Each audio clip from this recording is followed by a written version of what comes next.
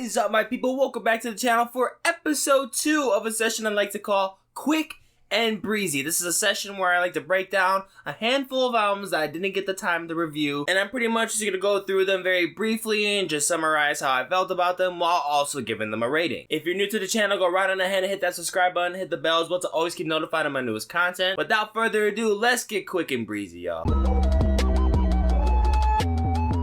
To start off, we have alternate indie band Magic City Hippies out with the album Water Your Garden. This marks the second full-length LP from Miami native Magic City Hippies, consisting of elements of psychedelic rock styles with some throwback influences falling back into disco and to 80s soft rock. Though I will say that this record stays consistent and fluttering with many inspirations that come from this decade, even with elements of jazz. You can also say that the band soaks into distant reverb and induced dream pop aesthetics as well. As a wholesome record, this kind of just feels like it has some bumpy moments into the road work. Some of these songs just kind of just feel like they have preset filters on there, like you just don't really feel like they have that in-depth editing. In the end, I still really just feel like a lot of the songwriting just feels a little bit too simplistic and overused. Like I feel like a lot of the sound selection just doesn't have enough variation to each of these songs. Really just can't really find any distinctive moments that really just feel like that impactful, that great, that powerful in these songs. I'm gonna give Magic City Hippies Water Your Garden a 51%. Next, we have the new Korn record, Requiem. Korn is easily one of the most recognizable names in all nu metal, having one of the most iconic and unique vocalists in all metal, Jonathan Davis. And up to this point in the band's career, the age of nu metal just really hasn't been what it used to be at this point. The genre just simply hasn't been the same since it was in its prime in the early 2000s and late 90s, with this band not really living up to the momentum that they built up in their early careers building up to their new discography. This record just feels uninventive. The band just doesn't bring anything new to the table to start off with. It gets really aggressive with the screaming, like going back to their old roots. And I already know diehard fans are really going to be a fan of this record and how the band kind of sticks to that old sound and tries to bring back old things that they were so well known for. But in terms of originality, this record just is not it. I'm going to give Korn's Requiem a 10%. Then we also got 2 Chainz out with this latest record, Dope Don't Sell Itself. This wasn't really a record that I was really so wowed by and really excited to hear based off the teaser tracks coming off of this record. The intro track is just a bloating mess. The recording doesn't take any interesting leads with the drums falling off cue. And the Laffy Taff take on Neighbors Know My Name doesn't come off interesting either. But there were some cuts on here that I were entertained with considering its short length. I thought 2 Chainz basically used the right amount of time to make the kind of rap songs that carry all across his last record. So in short, I would kind of just say that this record kind of just identifies as a mixed bag of sorts, but I would say that the bad songs kind of over ratio with the good. I'm gonna give 2 Chainz Dope Don't Sell Itself a 44%.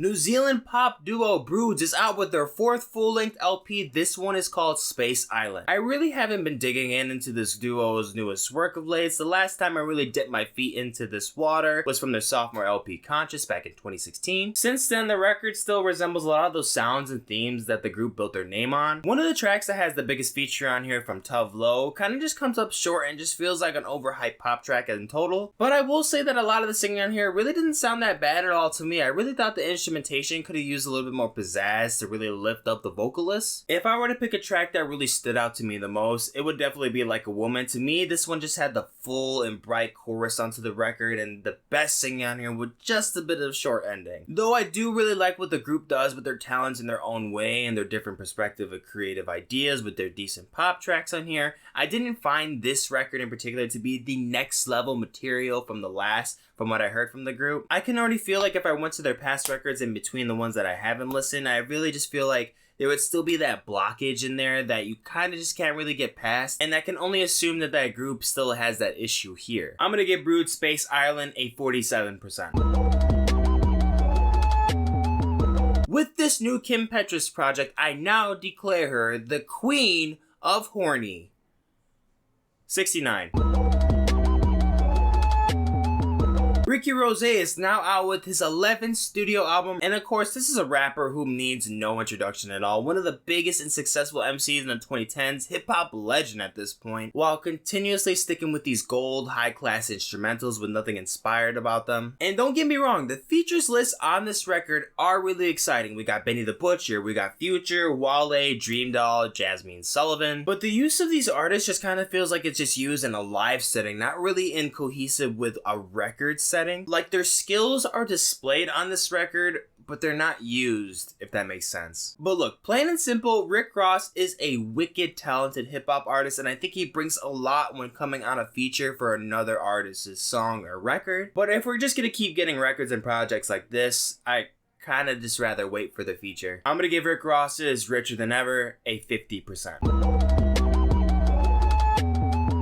Rapper Big K.R.I.T is also out with a new project marking his 5th record, Digital Roses Don't Die. Big K.R.I.T is an artist who has fairly well criticism to his name and incorporating a lot of influences with funk, soul, R&B, and even jazz. But for this record, just some of the vocal performances don't really stunt any brilliance on a lot of these tracks. The production scale of a funk soul record like this really reach a required level of substantial quality to my ears. The instrumentals ranging from horns, guitar strings, and noise fillers just bring a very fresh, organic, and wonderfully put together even with the pianos on this record. And I thought the hip-hop takes weren't so bad on here either. There really weren't any clever or funny wordplay on the bars on here that really caught my attention, but I thought there was some style on here at least, and you always need that. The interludes onto the record really bring some significance with the storytelling and each transitioning to the next song, but whenever it switches up with the general fuse or overall vibe of the song, they're kind of switched up in a very choppy way, not really inserted and switched up very smoothly or naturally. So overall, I did enjoy this record and really thought there were some genuine moments coming from Big K.R.I.T's story writing, but it can also feel a bit overly sentimental but not really matching it with the sonic quality. And again, I don't really think there was bad choices on here, and I really think that it goes well with the narrative and was really required. But I just don't think in translation there was enough here for me to really love it. I'm gonna give Big K.R.I.T's Digital Roses Don't Die a 64%.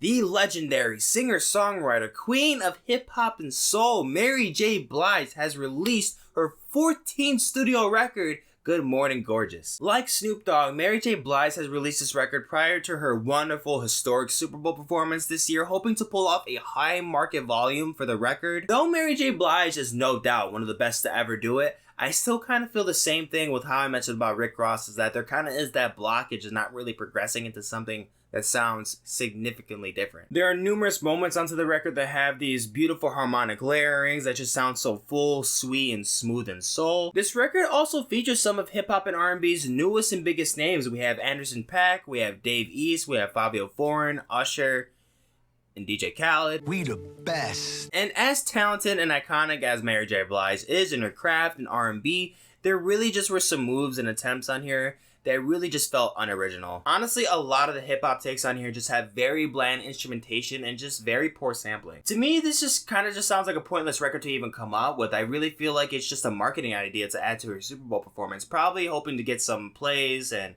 some records sold with the hype. But there were a handful of tracks that I was really impressed with when it comes to Mary J. Blige's performance and some of the features on here, even though that there weren't so many dynamics. And plus, for the record's length time, I really think it wouldn't drag on this long, but it kind of does feel like it drags on. I'm gonna give Mary J. Blige's Good Morning Gorgeous a 44%. Next, we have hyperpop artist yeule releasing her sophomore LP, consisting of a pretty simple synopsis of following influences of glitch pop, experimental, ambience. I do like what yeule does with the vocals on here. It brings in the right amount of phasing and auto-tune when it needs it, and also just the clean vocals dipped into this reverb is really what it needed. The ambient composition with the experimental design aspect just make a lot of profound, selective reactions onto the mix. And to mention with this record, also ends off with a 5-hour cut of ambient noise and progression that isn't exactly something that is a mandatory listen in company with the actual listen with the rest of these singles. It can be pretty calming and pretty thought-provoking as well, just making you really want to sonically dissect what you're really listening to,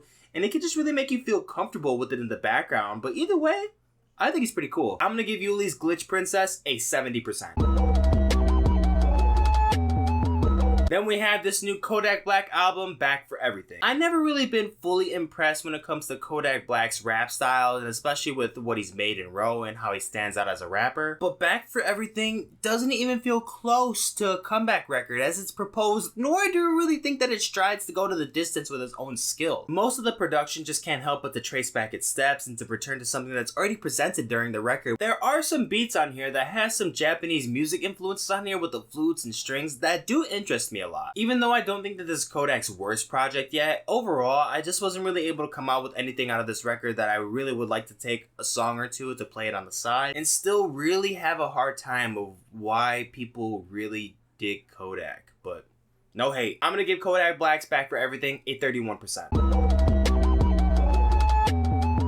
One of pop punk's newest artists arises from trending influences of melodic hip hop and pop punk, Sueco with the record It Was Fun While It Lasted. From hearing the first single from him, Loser, I would say that I wasn't blown away, but nor was I disappointed. So with that first taste, I really wanted to see what the guy had to offer. The least I was hoping for this record that it would just be worth the experience with this manageable 30-minute length. Should be easy, right? Nearly front to back is just corny, unoriginal, dry, dreary, the same instrumental edits all across each of these tracks. I did not think that the singing could reach a new level of bad getting into these records until I got to SOS. And damn, did it prove me wrong.